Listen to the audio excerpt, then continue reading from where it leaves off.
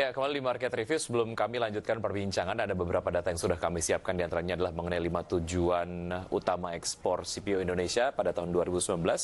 Yang pertama adalah tentu saja ada Tiongkok dengan volume ekspor mencapai 2,1 juta ton. Setelahnya ada Uni Eropa 2 juta ton, India 1,8 juta ton, ada Amerika Serikat 0,4 juta ton, dan Pakistan 0,86 juta ton.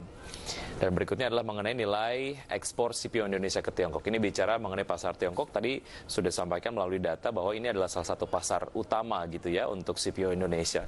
Secara nilai ekspor dari Indonesia ke Tiongkok dari tahun 2015 hingga 2017 menunjukkan hingga 2018 malah terus menunjukkan peningkatan, tapi kemudian yang terjadi tahun 2019 terjadi penurunan ya secara nilai ekspor CPO dari Indonesia ke Tiongkok mencapai 25,4 miliar US dollar dari 2018 27,1 miliar US dollar. Kita akan kembali berbincang dengan Bu Laksmi. Bu Laksmi, apa yang terjadi di pasar ekspor? Tentu saja ini menjadi sebuah dinamika pasar yang cukup menarik gitu.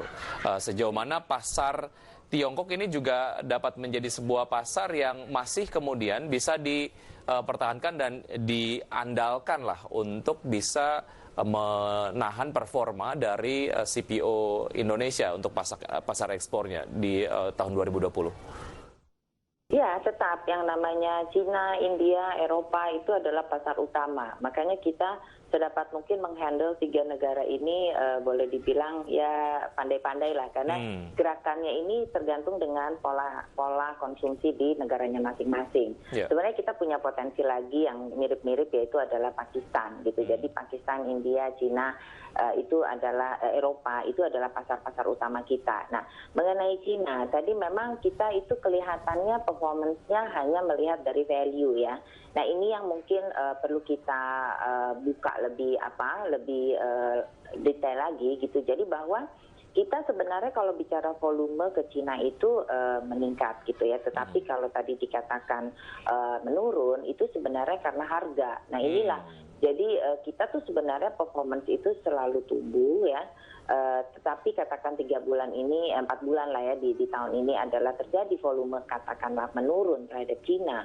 Tapi sebenarnya value-nya relatif meningkat. Kenapa? Karena harga sampai dengan April ini masih bagus gitu ya. Tetapi setelah April itu mulai katakanlah lebih turun lagi. Nah, jadi korelasinya itu tidak terlalu seimbang gitu. Kenapa? Karena gap harga ini yang cukup banyak mempengaruhi walaupun volume meningkat. Nah, jadi kita jangan hanya melihat volume atau performance itu hanya dari value, tapi juga dari kuantitas lah. Baik, ya Bu Laksmi, ada beberapa stimulus yang diharapkan oleh banyak sekali sektor ketika pandemi COVID-19 ini terjadi.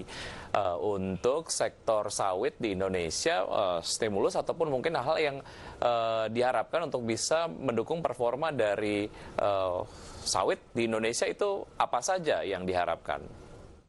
Ya, kita samalah seperti industri yang lain, kita mengharapkan stimulus dari segi pajak, dari segi katakanlah kemudahan atau penundaan cicilan kredit gitu ya, dan sebagainya. Nah, kemudian yang tadi kami berharap sebenarnya stimulus di dalam treatment terhadap yang namanya biaya-biaya yang menyebabkan ekonomi biaya tinggi, pada akhirnya kan menurunkan daya saing. Itu yang sedang kita upayakan untuk dimintakan katakanlah stimulus gitu. Nah, yang lain adalah penyerapan dalam bentuk energi yang sedapat mungkin itu kita harus dukung supaya sesuai dengan rencana, karena kan tahun ini kita merencanakan B30, artinya solar itu dicampur 30%-nya dari sawit. Baik, mengenai apa yang disampaikan ataupun diharapkan oleh teman-teman industri sawit di Indonesia gitu ya kepada pemerintah soal stimulus ini, feedbacknya seperti apa Bu Laksmi? Karena mengingat ini adalah salah satu sektor yang performanya tetap baik dan juga tetap penyumbang devisa untuk negara. Artinya sebaiknya kemudian pemerintah mempertimbangkan ini sebagai satu sektor yang secara stimulus perlu juga diprioritaskan. Iya betul. Jadi mohon jangan hanya dilihat bahwa katakanlah dipukul rata, semua dikenakan katakanlah peningkatan, adjustment dan sebagainya. Tapi ingat, kalau itu diberlakukan terhadap sawit, di mana kita itu adalah menyumbang devisa negara cukup tinggi, bahkan mungkin nomor 1 gitu ya. Nah, jika terjadi gangguan, ini dampaknya juga akan langsung. Jadi mohon itulah kita berharap agar semua pihak dalam hal ini pengambil keputusan tinggi di negara ini supaya kalau kita memperlakukan sesuatu yang membawa dampak terhadap sawit ini, hendaknya dipikir 2-3 kali dulu lah gitu. Jadi karena yang akan merasakan dampak dari menurunnya hasil dari devisa yang datang dari sawit itu bukan hanya industri sawit, tapi seluruh rakyat Indonesia. Ya, ketika misalnya ada sebuah performa yang sangat menarik, tapi kemudian melihat ini sebagai potensi pajak, itu yang inginnya ataupun sebaiknya dihindari, karena ada hal-hal yang tentu saja dapat terpengaruh jika nantinya ada kebijakan-kebijakan yang memperberat performa dari sektor sawit ya Bu? Iya, survival kita lama-lama makin habis tenaganya. Baik, Bu Laksmi, mengenai sarapan domestik yang belakangan memang cukup maksimal untuk sawit di Indonesia karena berkaitan dengan biodiesel ataupun biosolar gitu ya. Nah itu secara volume serapan dan lain sebagainya seperti apa update-nya Bu Laksmi? Volume serapan sesuai dengan target ya, bahkan kalau kita bicara 3 bulan 4 bulan pertama tahun lalu year on year ya, sama 4 bulan sekarang sebenarnya secara volume kita terjadi peningkatan. Jadi artinya program yang namanya biosolar itu tetap terjaga. Jadi kalau program itu kasarnya tidak diganggu-ganggu di lapangan, ya artinya mendukung kita juga sehingga penyerapan di mana katakanlah pengurangan ekspor itu kan mau tidak mau dikompensasi dengan adanya penyerapan di dalam negeri. Baik, tapi secara hitung-hitungan tetap menarik ya Bu, artinya gini, ketika misalnya ada satu harga yang dipatok oleh pemerintah untuk pemenuhan kebutuhan untuk bioenergi misalnya ataupun biodiesel di Indonesia, jika dibandingkan dengan harga CPO global gitu, sejauh ini secara hitung-hitungan masih oke lah gitu menurut pengusaha?